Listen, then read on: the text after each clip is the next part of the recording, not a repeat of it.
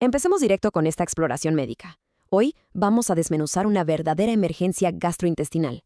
Hablamos de una crisis interna tan intensa que literalmente obliga al cuerpo a enfrentarse a una bifurcación en el camino. Y bueno, es una condición que resulta fascinante, pero al mismo tiempo súper aterradora por lo rápido que puede escalar. Así que, a entrar en materia. Imaginemos por un segundo un dolor abdominal repentino, justo ahí, en la boca del estómago.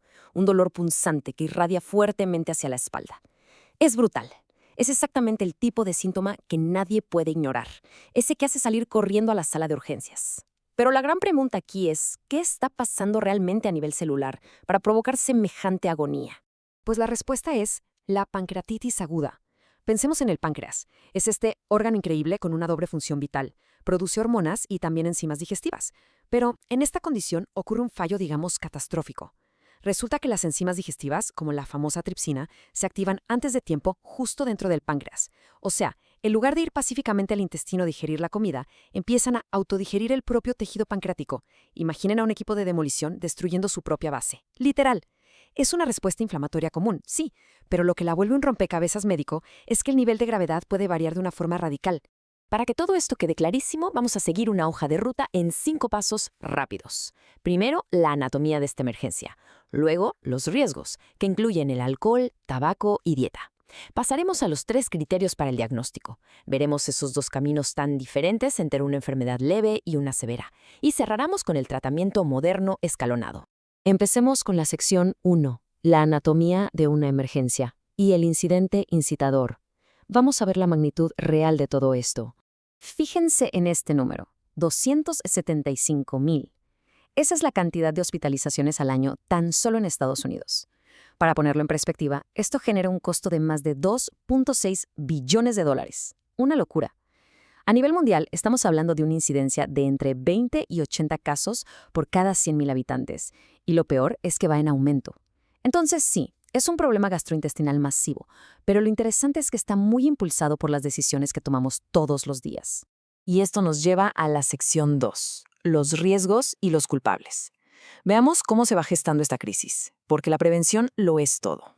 Al echarle un ojo a los factores de riesgo modificables, los datos más recientes son reveladores. Por ejemplo, tanto fumar activamente como el hecho de haber dejado el tabaco hace poco tiempo son factores de riesgo totalmente independientes.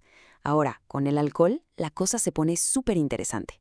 En los hombres, a mayor consumo, el riesgo sube de forma lineal. Pero en las mujeres es diferente, no es lineal. Resulta que un consumo menor a 40 gramos diarios podría incluso disminuir un poco el riesgo. Pero al pasarse de esa raya, ¡bam!, el peligro se dispara al cielo. Y por otro lado está la dieta. Más del 50% de todos los casos de pancreatitis son causados por cálculos biliares. Comer muchas grasas saturadas, colesterol y carnes rojas facilita que se formen estas piedras en la vesícula, mientras que por el contrario, comer mucha fibra funciona como un verdadero escudo protector. Pasamos a la sección 3, los 3 criterios de diagnóstico, o básicamente jugando al detective. Aquí es donde los médicos entran en acción en el hospital. Hoy en día, el estándar clínico se basa en esta famosísima regla de 3. Para confirmar que alguien tiene pancreatitis aguda, debe cumplir obligatoriamente con 2 de estos 3 criterios. El primero es claro, ese dolor clásico, repentino y persistente del que hablábamos. El segundo criterio está en los laboratorios, y ojo aquí porque es vital. Los niveles de las enzimas amilasa o lipasa deben estar elevados al menos 3 veces por encima de lo normal. Y un dato crucial es que la lipasa es mucho mejor indicador, es muchísimo más específica y se queda elevada por más tiempo en la sangre. Finalmente, el tercer criterio son las imágenes. Por lo general se usa una tomografía, aunque los expertos recomiendan esperar unas 48 a 72 horas desde que empezó el dolor para que el daño real, como la necrosis, se pueda ver con claridad. Ahora, lo que realmente nos llama la atención de esta parte es cómo la medicina corrige sus propios errores con el tiempo. Durante muchísimos años se creía que si un paciente llegaba con la proteína C reactiva o PCR y los glóbulos blancos por las nubes, eso dictaba qué tan grave iba a estar. Pues resulta que es un mito total. Los estudios exhaustivos más recientes nos dicen que esos valores al momento del ingreso definitivamente no sirven para predecir ni la severidad del cuadro ni el riesgo de mortalidad. Entramos a la sección 4, 2 caminos.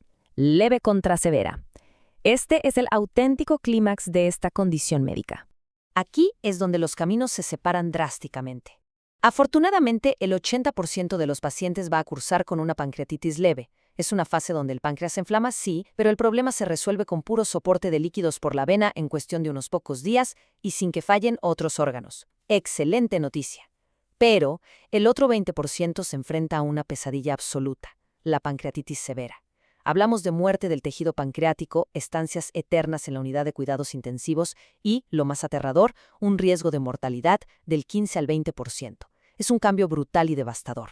Para poder clasificar a los pacientes rápidamente en este espectro, se usan los criterios de Atlanta revisados, y aquí el reloj es el que manda. La diferencia exacta entre un caso moderado y uno severo se resume en una métrica muy precisa: 48 horas. Si falla algún órgano vital, como los pulmones, el corazón o los riñones, pero esa falla dura menos de 2 días, la condición se considera moderada. Pero si ese fallo persiste y cruza la marca de las 48 horas, automáticamente se clasifica de forma oficial como severa, y los riesgos se multiplican de forma exponencial. Y así llegamos a la sección 5, el tratamiento moderno y escalonado. Sabiendo lo grave que puede ser, veamos cuál es la resolución y cómo han cambiado las cosas. Esta parte ilustra de manera brillante un cambio gigante de paradigma en cómo tratamos esta emergencia. Antes, la regla de oro intocable era el ayuno total y prolongado. Literalmente no darle nada al paciente por la boca para dejar descansar al páncreas. Bueno, pues resulta que ahora sabemos que eso hace más daño que bien. El estándar actual exige que se inicie nutrición enteral tempranísima, idealmente dentro de las primeras 24 horas. ¿El motivo? Porque darle alimento al intestino protege su barrera mucosa y evita infecciones gravísimas. Si combinamos esto con líquidos por la vena desde el primer minuto, preferentemente usando lactato de Ringer, tenemos la receta base del cuidado moderno. Y otro detalle importante: esos antibióticos tempranos que se daban antes, por si acaso, ya no se recomiendan para nada a menos que haya una infección que esté totalmente confirmada. Pero bueno, ¿qué pasa con ese 20% más grave, donde el tejido del páncreas empieza a morir o a infectarse? Antes, la reacción inmediata era meter al paciente directo al quirófano a hacer una cirugía abierta. Grave error. La evidencia demostró que apresurarse al bisturí disparaba la mortalidad. Hoy se usa lo que se conoce como el enfoque step-up, es decir, escalonado.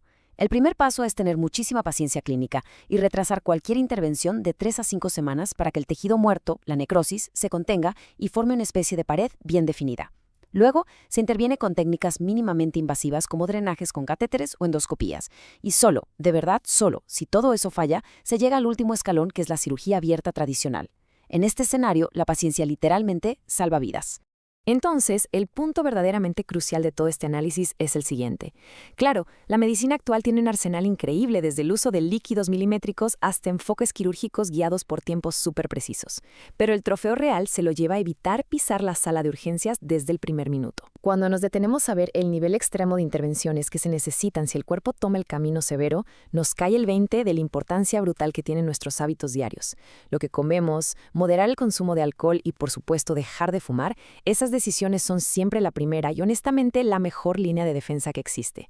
¿Qué pequeño cambio de hábito podemos hacer hoy para que nuestro páncreas y nuestra maquinaria interna no nos pasen la factura el día de mañana? Muchísimas gracias por acompañarnos a descubrir todo esto.